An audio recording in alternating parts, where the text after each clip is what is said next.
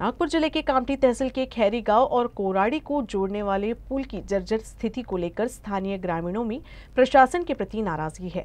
ग्रामीणों का आरोप है कि बार बार पत्र व्यवहार करने के बावजूद प्रशासन इस मुद्दे को अनदेखी कर रहा है।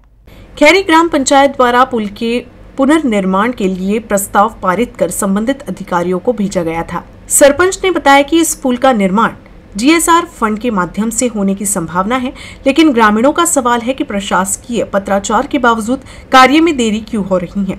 पुल की वर्तमान दयनीय अवस्था को देखते हुए ग्रामीणों को किसी भी समय बड़ी दुर्घटना होने की आशंका है, क्योंकि इस मार्ग पर वाहनों की काफी आवाजाही रहती है। पुल के अलावा एक और गंभीर मुद्दा है, कोराड़ी प्लांट से गुजरने वाली राख का पानी के पास से गुजरते हुए गाँव की पानी की आपूर्ति करने वाले कुओं में मिल रहा है।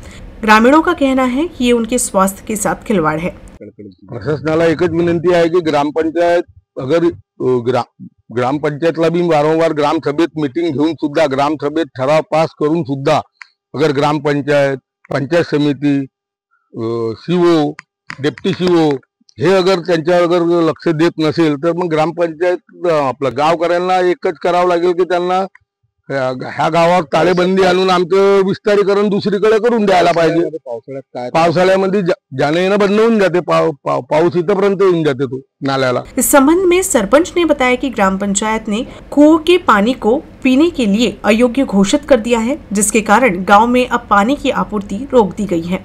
पुलाचा मुद्दा आहे दोनशील, मला ते लक्षात येत आहे आणि तो आताच नाही, याच्या आधी पण ते म्हणजे 5-6 वर्ष झाले तो पूल खचत चालला आहे आणि त्याच्यासाठी मी पत्रव्यवहार सुद्धा केले आहे की पूल कधी अनिश्चित प्रकार घडून जाईल बा आणि मोठा अपघात होण्याची शक्यता आहे।